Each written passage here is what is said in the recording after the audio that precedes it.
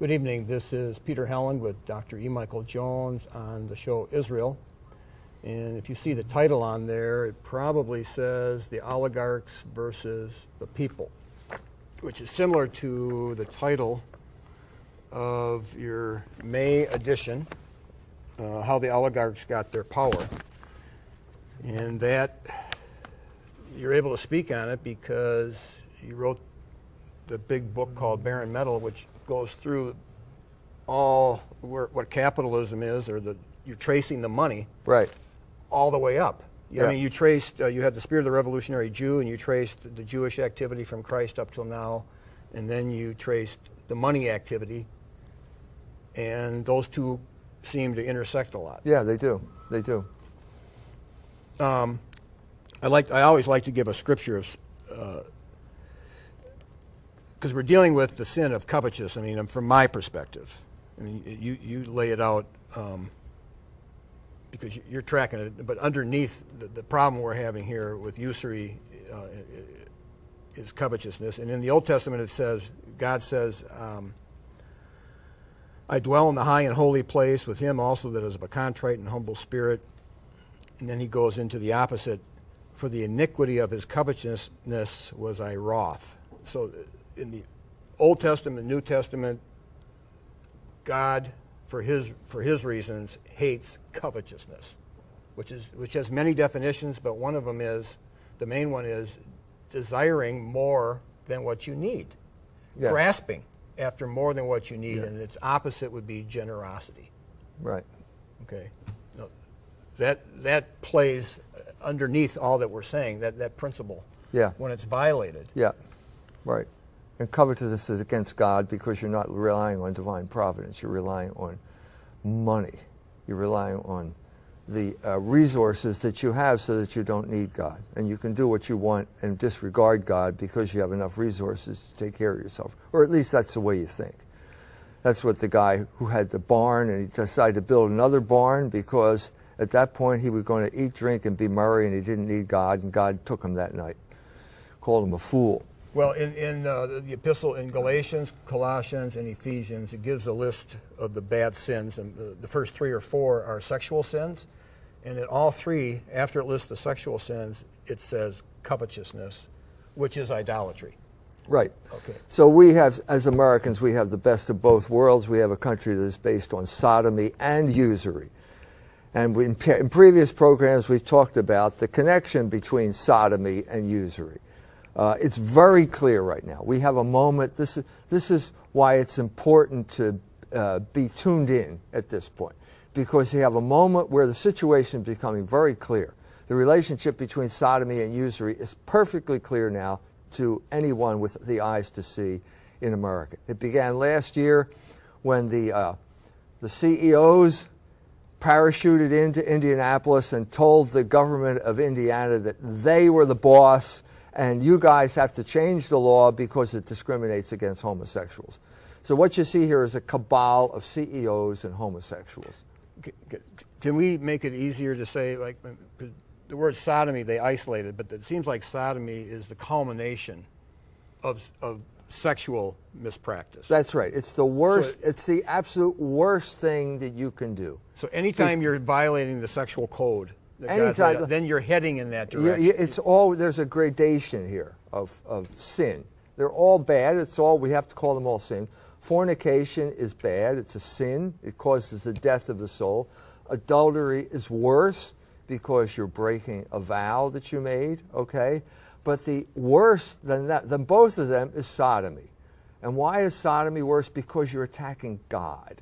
You're going against God's plan, because God's plan is that sexual activity has to be open to life. It was created to create new life, and you are deliberately defying God by engaging in activities that can in no possible way lead to life. But it's also, people are going to say, well, I don't practice sodomy. Well, you're in the same ball field if you're violating.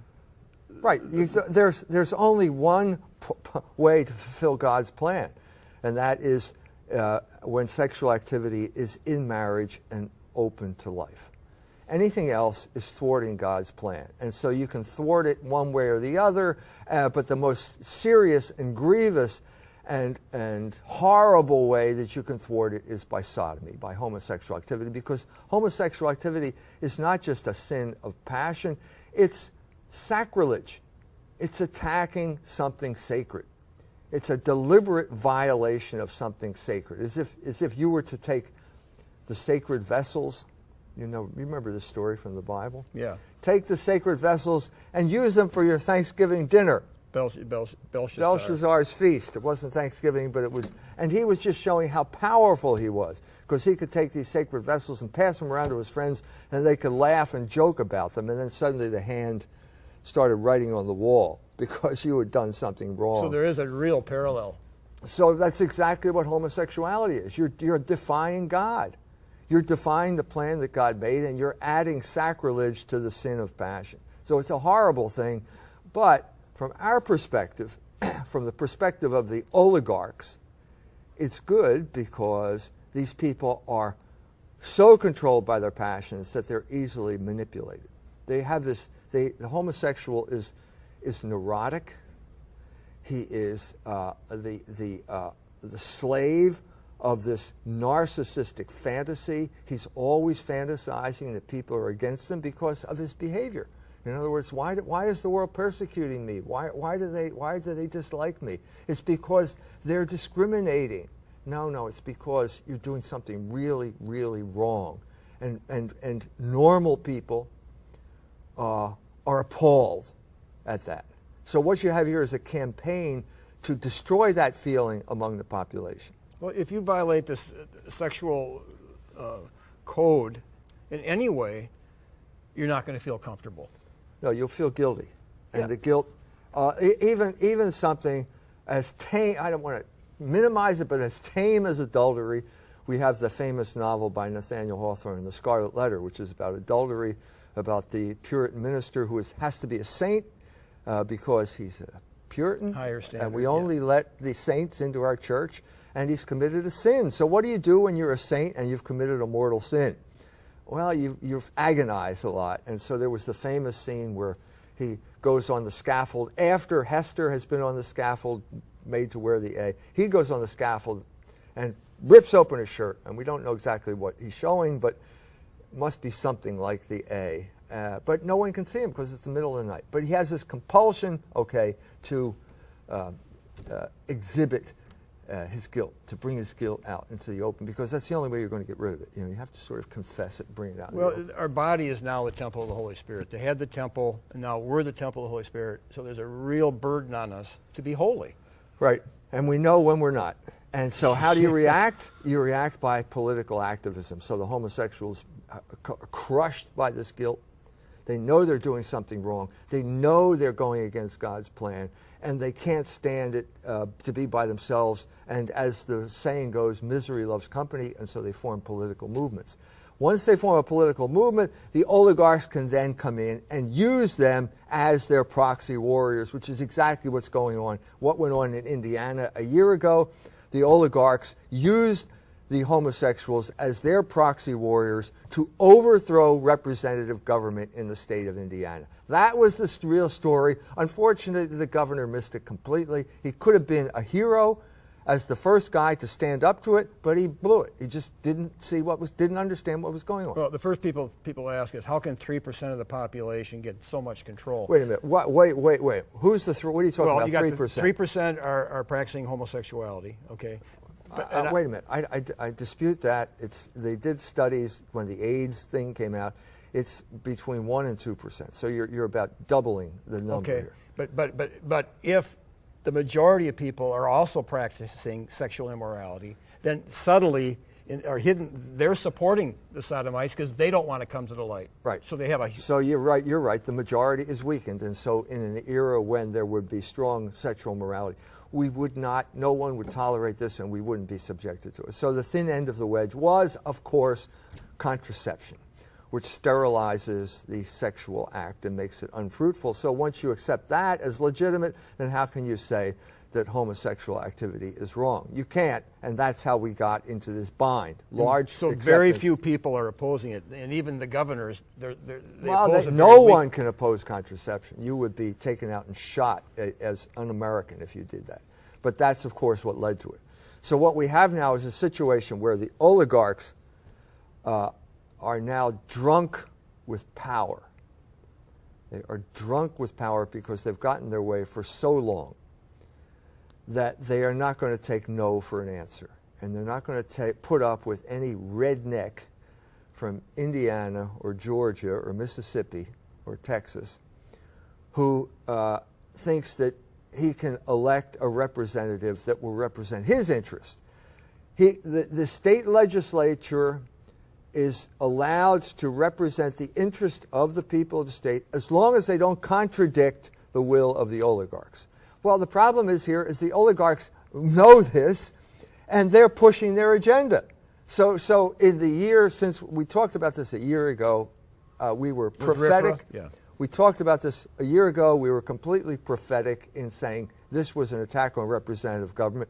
When they won in Indiana, they just expanded. It's the same guy. It's Mark Benioff, the head of Salesforce, parachuted into Indianapolis. From San Francisco. From San Francisco, and now he's doing the same thing in Georgia, North Carolina, Mississippi. It's the same program. And the same question applies. Wait a minute. This guy doesn't live in Indiana. What gave this guy from San Francisco the right to overturn the laws of the state of Indiana? Well, the answer is he has no right. He's got money. He's got celebrities that show up at his big parties. And that's in a culture that's run by the media. That gives him all the credentials that he needs. There was a fawning portrait of him in the Wall Street Journal. Well, why the Wall Street? Does that mean he's conservative? No, that doesn't. What it means is that the Wall Street Journal represents the interest of the oligarchs. And so the situation we're confronted with right now is a conflict between the people and the oligarchs. And it's not a new conflict. It goes all the way back to the founding of the United States of America, which was created by oligarchs, for oligarchs, and of the oligarchs. Because it was a fraudulent. Well, it was the oligarchs at that time were known as creditors. And creditors did not like paper money. They wanted gold and silver money. And so as soon as they established their government, they immediately got involved in a swindle. The biggest swindle at the beginning of the government was basically these guys, these vultures of their day, would buy up bonds, continentals from the widows of Revolutionary War veterans. They'd accumulate this huge capital, and then they go to the government and say, we want this redeemed. They bought it up at 10 cents on the dollar, and they come back now and say, we want full face value in gold, and the government does it, and the people are outraged. Because they couldn't do it. Because they couldn't. And so now you've got a rebellion. The people rise up. The same revolutionary soldiers are now fighting again. It's called Shays' Rebellion. And Washington now has to crush Shays' Rebellion. Well, the same thing happened in our day in 2008. Exactly the same thing. The stooges of the oligarchs. Bill Clinton is a stooge of the oligarchs. He repealed Glass-Steagall. He gave us GATT and NAFTA. He was a total lackey, boot-licking stooge of the oligarchs, did whatever they wanted. And once Glass-Steagall got repealed, the banks got into speculating. And once they speculated, they got into big, big debts. And the debts all went bad. And the crash came. And so what happens then? The Obama administration brings in Paul Geithner, and he connives with Goldman Sachs to put AIG out of business because AIG was not going to pay up. And there was going to be a bankruptcy filing. And in a bankruptcy filing, Goldman Sachs will have to prove that it was owed so much, such and such money. And after they proved that, then there was going to be the haircut. And they were going to say basically, okay, that's good, you can prove that, but all we can offer you is 10 cents on the dollar. And normal situation was, well, okay, we think we should get 12 cents on the dollar. And they say, okay, 11 cents on the dollar, and then it's all done. And then the debts are cleared away, and everything starts all over. That's how it's done every place That's else. a standard capitalist procedure. This is not St. Francis of Assisi coming in here and reforming the system. Okay? So what does Obama do? He guarantees these crooks full face value on their crooked loans. When they should get at the most 12%. Whatever, they should have taken a haircut. Whatever, this is standard capitalist procedure. You're a bondholder, you know there's risk involved, you take a haircut. End of story, start over. No. And so what happened is that we were saddled with these bad debts. They were given $1 trillion to make them whole, okay? And we are saddled with mortgages for properties that are underwater. We're paying off $200,000 mortgages on $75,000 houses now. Well, that's going to kill the economy. It is killing the economy. And even the citizens of the state of Indiana have figured this out. These are the people that 4 years ago voted for Mitt Romney. Can you believe this? And now there's a new consciousness because people are seeing now that the oligarchs are drunk with power and they're going to destroy this country and we're not going to take it anymore. And so what you had in Indiana was a protest vote. Trump won and Bernie Sanders won. These are both protest votes. Everyone thought that Ted Cruz was supposed to win in Indiana because of all these evangelicals. Well, guess what? Evangelicals work for a living. And they're all getting screwed by their employers. And so the great divine intervention at this time was Carrier announces that it's moving its air conditioning plant to Mexico. It takes a genius. Who is the genius at Carrier that decided to announce this right at the time when the primary is being decided? Some great public relations genius. They should put this guy in the Public Relations Hall of Fame. Maybe Trump paid him because that was a perfect. So both Bernie and Trump have a real live issue that they can work with. And you were there at the hall. You know, whenever he talked about Carrier, there was a roar from the crowd because they were furious at and they've had enough. We've had enough. So these are the people, as I said, that voted for Mitt Romney 4 years ago. This is a huge change from voting for Mitt Romney. I mean, if there were ever an oligarch looter, it's Mitt Romney. Okay. The title of your article is How the Oligarchs Got Their Power. Could you almost say how the oligarchs got their money? Because at 9/11, the debt was $5.6 trillion. Now it's almost, 19 trillion? How did they increase? Who got the money and how did they... Okay, power is money. In a capitalist country, power is money.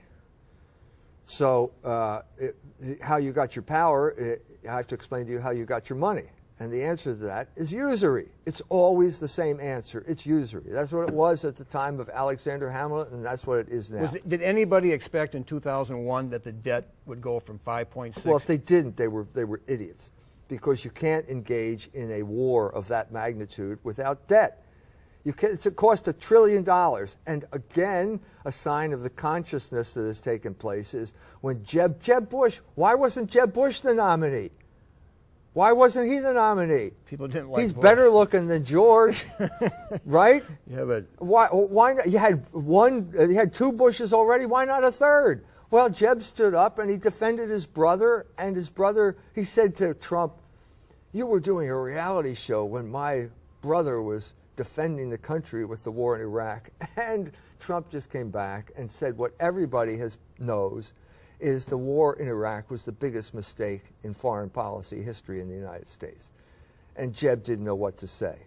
Brought up his mother, and then Trump said, well, your mother should run for president. So in a sense, he was just demolished because the level of consciousness has reached a point that nobody believes that anymore. Nobody believes of this terrorist fiction that you were spreading about there. It was a mistake, and it was orchestrated by oligarchs for their interests, primarily Israel, but also the oligarchs like the Cheneys and the Rumsfelds who had were representing big companies who were making a killing by the privatization of the war over there. So we all know that we have reached that level of consciousness, and these things don't fly anymore. So that's good. That's good. Everybody says, since Christ, maybe 100 times, nations have just told the Jews, get out of the country. And so you see a clear reaction when they go into debt. And usually it's because they've been put in debt by the usurers, and the usurers were Right. usually Jewish. And the people just rose up, once they got a king that couldn't be bribed, they rose up and said, "You guys got to go." Yep. It was the way of clearing your debts. What's the similarity? Well, it's the same thing. Same thing. We have these huge debts now. They were all acquired by the state for the interest. Let's say the war debt, let's be specific, the war in Iraq and this whole debacle in the Middle East has been, the primary beneficiary has been the state of Israel. So we're dying. These are the people that in that hall, they're people who sent off their sons and they died in Iraq for the state of Israel, And the propaganda machine has to convince them to wave the flag and say there was some type of freedom, but everybody's starting to realize, it was for Israel. So this becomes the big question now, okay? What is the alternative? Well, Trump did get it right on April 26 when he gave his foreign policy speech, and he said it was going to be based on America first. Well, he's talking about a moment in American history during the 1930s when the country was still smarting from their involvement in World War I and the wreckage that did for the American economy. Just starting to get out of it. The isolationist feeling is strong in the Midwest, which is the basis, the center of America's manufacturing power. And so the people are rising up. Lots of Germans here. Well, you had a lot of. We were pro-German before World War I. Right. And then you had Gerald Nye, head of the committee that was to investigate why we even went into the war. We kind of why did we even go into that war? Yeah. Well. And he said it was armaments. Yeah. Yeah. It was money. So you have a strong feeling here of this. What is America? America should serve the interest of Americans. It should not get involved in foreign wars. John Quincy Adams says this in 1821. It's a seminal American feeling. In spite of the fact that the oligarchs were in charge, they still had the sense that we should mind our own business, we should remain neutral in terms of European wars, and we should not get involved in these crusades overseas. Well, that changed with World War I. And now the same people who gave us World War I wanted to give us World War II. And the people had learned from that, and they didn't like it, and these people were called America First. But the oligarchs can make money by going to those wars. Is that the bottom line? Yeah, well, the oligarchs lose money if they lose their foreign investments, and so that's part of the reason as well. So there's an internationalist element that lives by banking and usury in Wall Street, and then there's Main Street, which makes its money by manufacturing. And Main Street is the Midwest, and Wall Street is obviously New York City. And so there's been a conflict. It's the same conflict from the beginning, okay? It's the oligarchs versus the people, versus the workers in this instance. Well, the America First came to an abrupt end shortly before this happened. So with Pearl Harbor, it came with an abrupt end with Pearl Harbor. And now we know that Roosevelt orchestrated Pearl Harbor. It was the 9/11 of its day, okay? But before that happened, Charles Lindbergh gave a speech in Iowa. He gave the same one in St. Louis, in which he said there are three groups that are trying to get us into the war. Now, Lindbergh was a certified American hero, flew the Spirit of St. Louis across the Atlantic, a certified hero. He might have been able to beat Roosevelt in an election. He was that popular. If he would have run, I think he would have beat him. But anyway, he gives a speech and says there are three groups that are trying to get us into the war: the Roosevelt administration, the British, and the Jews. And as soon as that three-letter word came out of his mouth, he was public enemy number one. Even though he had people that were watching every word he was writing and was going to speak, and they thought it would be all right. Yeah. And it wasn't. No, because their media power had increased so much, and then obviously their interests were aligned with the internationalist interest of the Roosevelt administration and Wall Street. So they're powerful actors, and they basically they wouldn't have succeeded without Pearl Harbor, but they did have Pearl Harbor, and they did succeed, and they obliterated America First. And so there was a kind of shock wave went up through Wall Street and Washington and Hollywood and the media centers when Trump announced America First. And so the first reaction is one day later, the ADL announces that it's anti-Semitic to use the term America First. So now we know. Now we know. So here we are and the lines have been drawn. And so the question is, what is Trump going to do now? Because now he won. When he won in Indiana, we all know Cruz dropped out. When Cruz dropped out, that was the end of the possibility for a brokered convention. That means he's going to win the nomination, and once he wins the nomination, he's got to go to the general election. Okay? So well, you win in Indiana by saying carrier air conditioning, you know, America first, Main Street, manufacturing jobs, okay? And I believe in all of those things. He was right on all of those things. But now he's faced with the general election, and now he's faced with his, what should we call it, his Jewish problem. He's got a Jewish problem. Well, you said, and I was in Washington, D.C., they had the AIPAC meeting, and I happened to be there, and with a friend, a common friend, and we were at that AIPAC where Hillary Clinton spoke, Cruz spoke, and Donald Trump spoke, and they were protesting. Yes. But you were very upset or disappointed when First you of all, found out what. let's take a step back. Before the AIPAC convention, Trump addresses the American or the Republican Jewish Republicans. This is their organization. So he stands up there and he says, "I don't want your money." Tells the Jews he doesn't want their money. Well, his estimation, in everyone's eyes, rises at this point, because we know what he said. If you give me money, you want to control me. That is the whole point. The American system is now plutocracy, which is to say $1, one vote. And the people with the money control the political process. And one of the biggest controllers of money, bundlers of money in this corrupt system is AIPAC, the Israel lobby. Well, obviously, the Jews gave Judas money, and then 30 pieces, and then they gave the soldiers money to say we fell asleep. They're good at giving money with strings attached. Okay, so this is what we have now. So first he says that, and suddenly this is consistent with America first, okay? This is consistent with a nationalist policy that's going to withdraw from all of these foreign entanglements and disastrous wars in the Middle East. There's huge sympathy for this at this moment in history, okay? Because our economy, our culture is being destroyed right now, and Indiana knows it, okay? So what does he do then? He goes and speaks to AIPAC, and he undoes everything that he did when he told the Republicans he didn't want their money. So now it's like, which Trump is going to show up? Okay, which Trump is going to show up? Is it the Indiana Trump, or is it the New York Trump? You know, and now we've reached a crucial turning point, because now that he's sewn up the nomination, the big Jew money guys are coming out of the woodwork. And who's the biggest Jew money guy around? Well, you mentioned it, Adelson. Sheldon Adelson, the biggest Jew money guy in the Republican Party, and he is now on record as saying he's willing to offer Donald Trump $100 million. As I said, this is a plutocracy.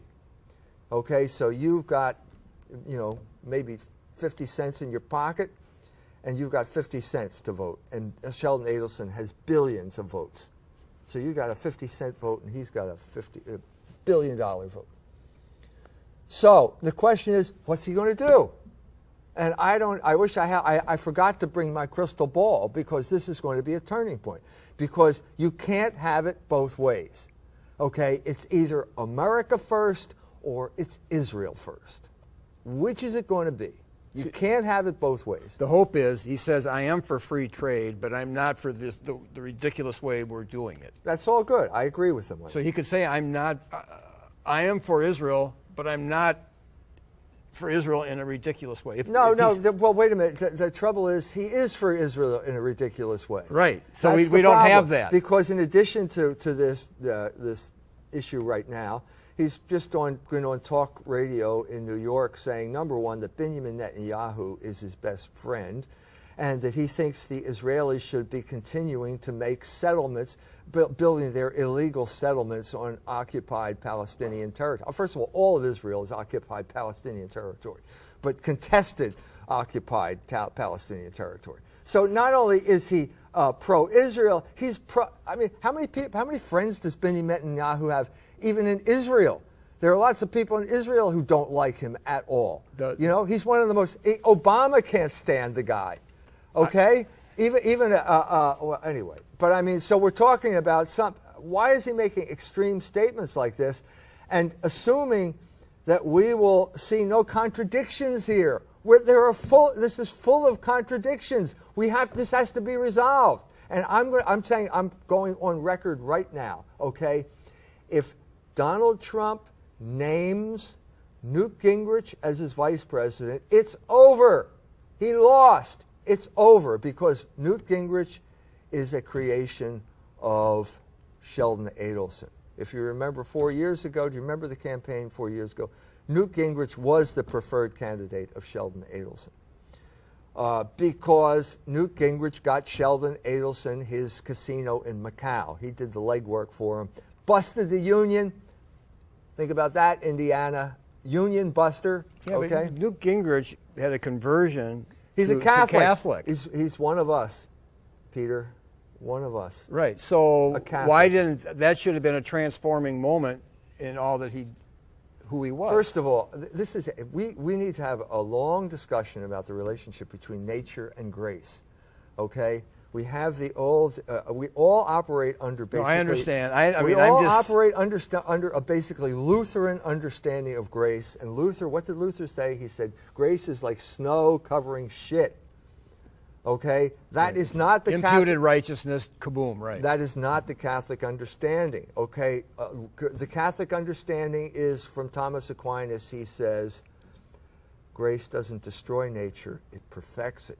So you are what you are. Your sins are forgiven, but you're still a jerk, even though your sins are forgiven.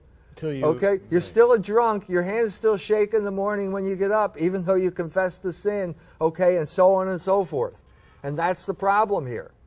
Okay? We have lost sense of that. Conversion is like I'm saved. I'm saved.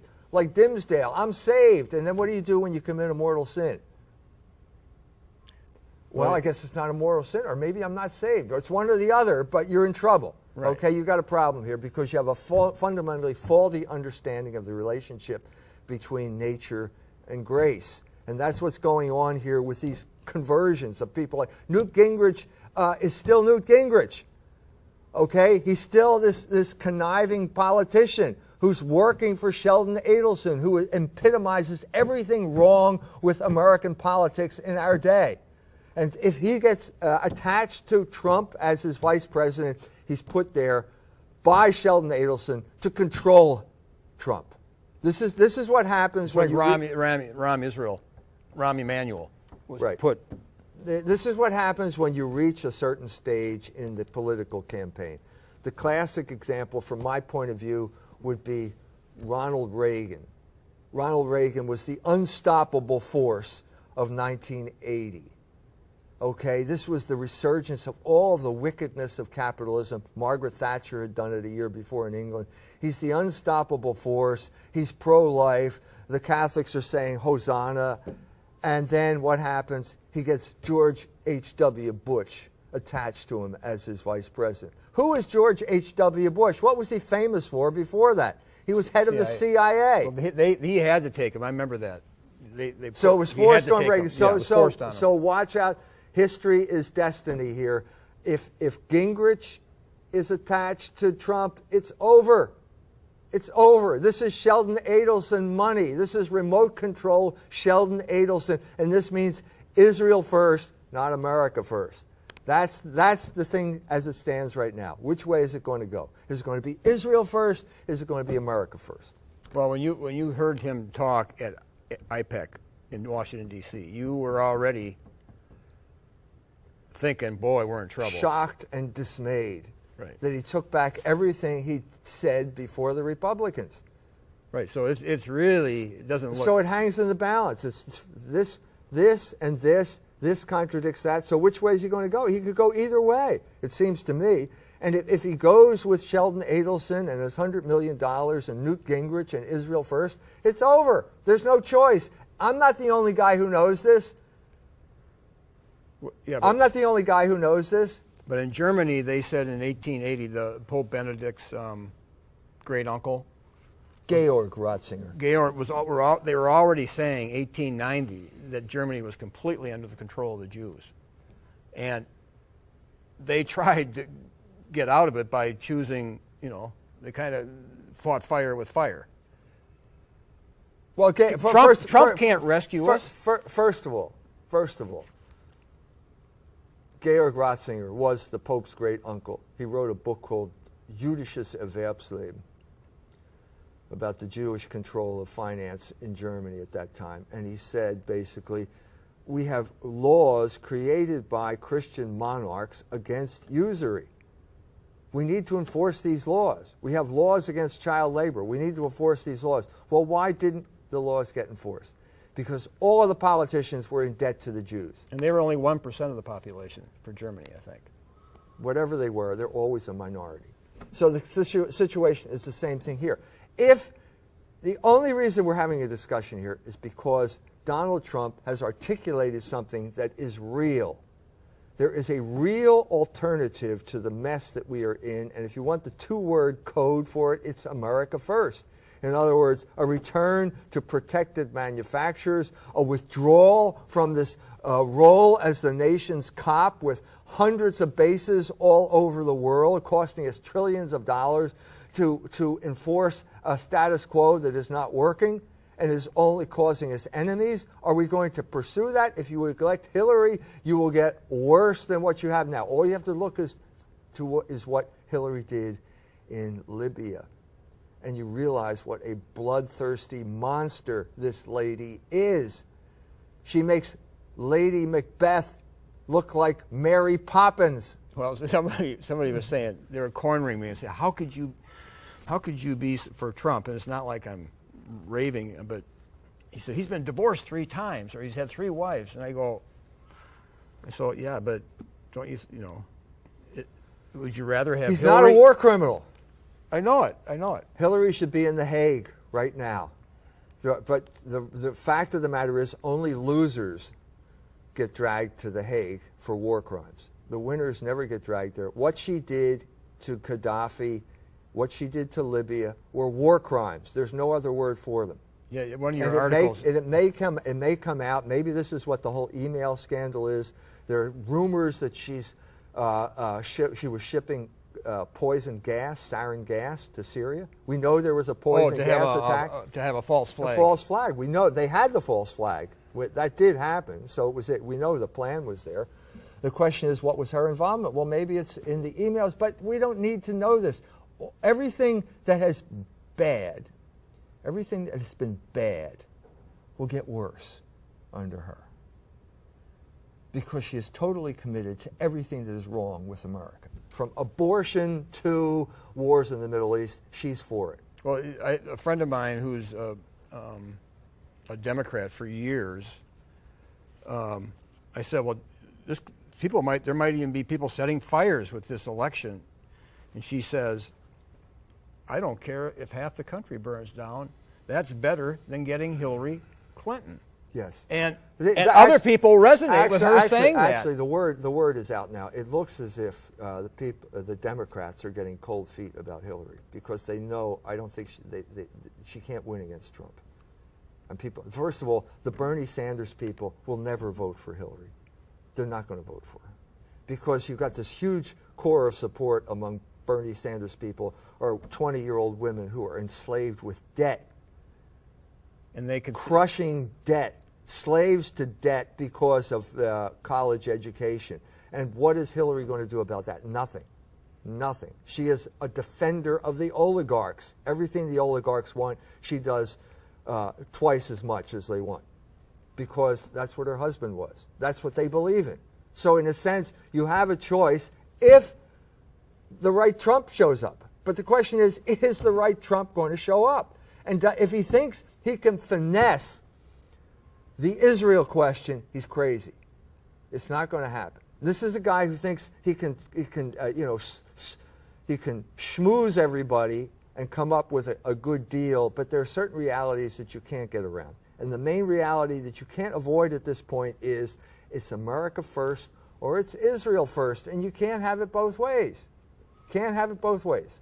Right. So, but in a sense, the worst case scenario is that Israel is completely our master. That's the worst case scenario. And you don't come out of that very easily. There's no easy solution. And people are thinking, well, Trump's going to lead us out? I mean, what are we actually under? What do you feel we're looking at? Well, I think we're looking at a choice. We didn't have, how many elections have we had without a choice? The history of the Republican Party is to deny the people of America a choice. They will invariably come up with a loser so that the oligarchs can get their way by getting the Democrat elected. So obviously the classic example is Wendell Willkie, native son of Indiana.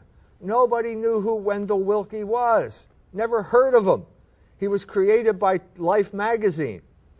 When they sent, and some public relations firm, they sent him out to Indiana, and there was a parade. It's one of the most famous photographs ever published in Life magazine of Wendell Willkie standing up in a Convertible. He was a total fall guy because the oligarchs wanted Roosevelt to win the election of 1940 because they wanted war, because they wanted to get into the war and preserve their foreign investments. That's what that was about. It happened again in my lifetime. Bob Dole. Remember Bob Dole? Mm-hmm. He ended up being a shill for Viagra. Okay? In 96, he was chosen as the nominee knowing that he would lose. Everybody knew he was going to lose. What was his job then? His job was to destroy what was left of Pat Buchanan's supporters in the Republican Party. It's that simple. So they're notorious for doing this. I don't think they can do it anymore. I don't think the Republicans can do it. Because the impression is, and it's probably true, is that all their candidates are just shills for somebody. And yeah, everybody knows Trump, that. Trump came across as being his own man. That's why he got the nomination. So they can't really go back on him. So the question is now, are they willing to do what has to be done, which is basically they have to repurpose the Republican Party as the party of the people, which is traditionally what the Democratic Party was. Remember? So you're going to have a complete reversal of the polls now. Now the Democratic Party is going to be the party of the CEO, oligarch, homosexual cabal. Okay? And the Republican Party is going to be the party of the poor white trash, manufacturing Midwest. But aren't they hoping that the younger people kind of buy into the Democratic worldview, pro-homosexual, or, you know? Sure. Bernie is obviously tapping a certain group of people, and if there's ever a group of people that has bought the mythology of homosexuality, it's the 20-year-olds. They're completely brainwashed on the issue of homosexuality. Or they're intimidated. Whatever it is, they are brainwashed. And so, but they're all in debt. And so it's just like the evangelicals in Indiana. Yes, we believe that God wants Israel strong, but we also have a job, and we're losing our job because it's being deported to Mexico. And so suddenly that becomes more important. Yeah. So it's the same thing. Yes, we're all, the 20-year-olds are all in support of homosexual rights, but they're in debt up to their eyeballs, and all they can get is an unpaid internship, and that's more important now.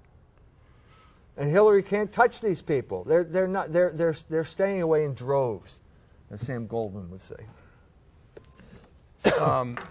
Your next article was on Fichte, and you applied the theme of Kant and Fichte and how he was advocating a Germany that had borders, and then you brought that into this article. So Trump, you were there. Trump said, if you don't have borders, you don't have a country. That is absolutely true. That's absolutely true. Now, he's got what I consider a completely idiotic solution to build a wall. Build a wall. Everybody roar, yeah, build a wall. No, you don't want to build a wall. You're wasting your time, everybody's time and effort. We can stop this. You can stop this. There are other ways to stop this. But, I mean, the principle is you have to secure your borders. Because if you don't, then all these people are going to infiltrate with drugs or terrorism or, you know, even if they're all saints coming across the border, you're driving wages down because you're increasing the number of people who are looking for work. And these people are willing to work for less. And as a result, the wages get driven down, and the thing is a mess. And this is one of the main things. And I think the people have a right to secure borders and to keep people out. You wrote about this a long time ago, that the Roman Empire partly fell because they didn't secure their borders. That's right. They did not. And the border at that time was the Danube, the main border. And why didn't they secure their borders?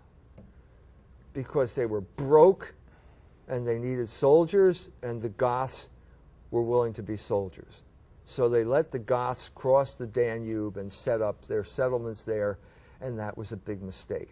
Because assimilatio at the time of the Roman Empire meant you took a small group of whatever ethnic group it was, and you sent them to the farthest corner of the Roman Empire, farthest away from where they came from, so they had no one to talk to in their native language, and they eventually had to assimilate and become Romans in these little outposts of imperial culture. Well, when they ran out of money, because they debased the currency because of usury, because they had to make interest payments and they couldn't do it, and so they kept debasing the currency to continue to make usury interest payments. They ran out of soldiers. When they ran out of soldiers, they had to bring these people across, and the Goths became the soldiers. Well, that's okay as long as you pay them. And as soon as you stop paying them, well, then they have a life of their own, and then they take over, which is precisely what the Goths did. And that's why the Roman Empire became the Gothic kingdom in that period of time. But there's a connection with today, because I read before that the reason the Roman Empire fell, according to one, was that the father became weak in the home. And if you have a strong father in the home, he's going to raise a strong son to be a soldier. But today, we want to draft the women, which is not the indicator of a strong father raising a strong son to protect the women. No. It's a mercenary army to impose imperial control over the entire world. So who's going to be inspired by those ideals? What is the main reason people join the army now? It's been for a long time, to get money. Well, first of all, they're mercenaries. Okay, soldier means soldner, comes from soldner, which means mercenary. But why? What's the main reason driving that? Their need for money. What is it? It's debt. They don't have a choice. It's debt. Yeah. They are driven to become soldiers because of debt, usually education debt. And they go in for a certain period of time so that they can earn enough money to pay off their debts. Or they go in so that they can get an education without incurring debt. So there's always debt in the back of the picture. Right, but the mercenary element is probably the dominant of course it factor. Is. Of course it is. This is a mercenary army. But they're supposed to be going to defend the Constitution, which is... Well, this is preposterous. Why are we defending the Constitution in Afghanistan? No. Our illustrious mayor he's in the Navy. There's no... What's the biggest seaport of Afghanistan? Can you name the biggest seaport of Afghanistan? Because they don't have one. Because it's a landlocked country. So it's like absurdity upon absurdity. Why is Pete Buttigieg in Afghanistan? Well, he won't tell us. Because I suspect that he would get in trouble if he told us the real reason why he was in Afghanistan. But he said he was looking into drugs and money laundering and terrorism. So that probably is true, but probably not in the way he's telling it. But when you join the military, you make an oath, not to the president, but to the Constitution, to defend it from internal and external enemies. Are there any internal enemies to the Constitution? Would the oligarchs, Well, the oligarchs have already told us who the internal enemies are. So we had an uprising called Occupy Wall Street of precisely these 20-year-olds, and they were completely demonized by the oligarchs as a threat. Well, what's the threat? And then the FBI gets involved and starts worming its way in to destroy Occupy. Why are we doing this? Wait a minute, aren't those people American citizens too? So what you're saying here is that the FBI is basically an agency of the oligarchs to break up anti-oligarch protest. Well, how does that square with representative government? So what you're seeing here is across the board, whether it's North Carolina and this ridiculous issue of transgender bathrooms or the Trump campaign, whatever. It's an uprising against oligarch control. It's a battle between representative government and the oligarchs. But what is the sin of the oligarchs? Is it, I mean, we talked about, is it Usury. covetous? But behind usury is covetousness? Well, obviously, yes. Usury is simply the means whereby you can accumulate wealth without labor. So they're just addicted to the sin of usury and covetousness. This allows you to accumulate beyond anyone's wildest imagination. So why would Jesus say it's near him? It's almost impossible. He almost says it that way for a rich person to get into the kingdom of God. Because of what I said about nature and grace. The gravity of the sin is enormous.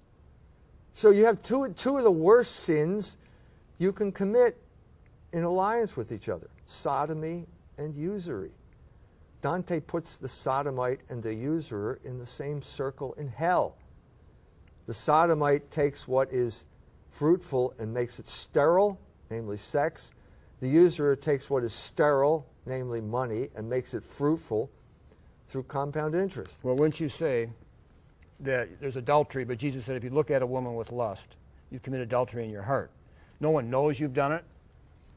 You know you've done it. But there's no action taken.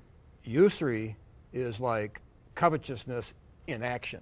So in other words, if I went over to the neighbor's... It's the mechanism that implements the covetousness. But it's, right. So if I go over to the neighbor's house and sleep with the neighbor's wife, I've committed adultery. Right. But I may just see her and think it, but I haven't acted on it. But usury is covetousness in the heart. In action. In action. Covetousness in action, yes. And the system of state-sponsored usury is capitalism. But behind it is this allowance, and the church somehow, not really like Savonarola, not preaching against covetousness very effectively. Well, we have a long list of sins against which the church does not preach. It's just a pathetic situation where basically they've been controlled by the regime, and all they can do is bleat about religious freedom, which is like, don't hurt me. Leave me alone. I won't bother you. You don't bother me. This is not the gospel of Jesus Christ. But this is the gospel of defeatism.